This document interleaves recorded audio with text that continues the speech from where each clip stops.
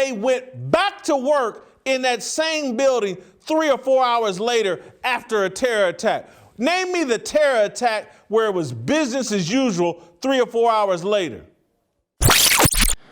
And it is an anniversary of a violent terrorist attack on the Capitol, where we saw the men and women of law enforcement demonstrate incredible courage. We have seen bombs go off in Boston at the marathon. We have seen the towers fall in New York City without, we know what terror attacks look like. And so for Ted Cruz to go along with this game that the left is playing and trying to turn January 6th into a terror attack. This is where I'm talking about politicians. And I'm not suggesting that my approach is the right approach for everyone. But this is why I struggle to vote.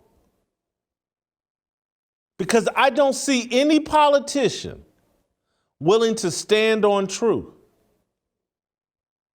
And so if they're not standing on truth, oh, well, his lies aren't as big as their lies, and so therefore, he's better than the big liars.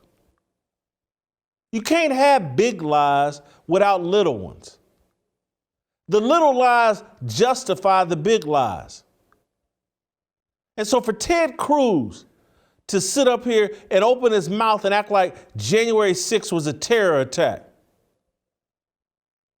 You know how many terror attacks go on in Chicago and in other major cities, Philadelphia, other major cities, New York today? If January 6th was a terror attack where only one person got killed, what goes on in South Central Los Angeles every day, every weekend? What goes on in Chicago, in all these major cities? People legitimately afraid to stay, sleep, and work and move around their communities. And Ted Cruz is on TV in front of cameras, in front of Congress, pretending like this is a terror attack when they went back to work in that same building 3 or 4 hours later after a terror attack. Name me the terror attack where it was business as usual 3 or 4 hours later.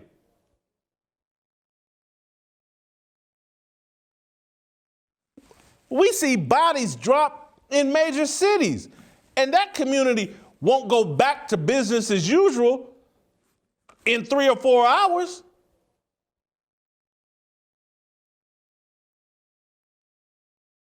The small lies justify people telling big lies. And so Ted's right in the game with them.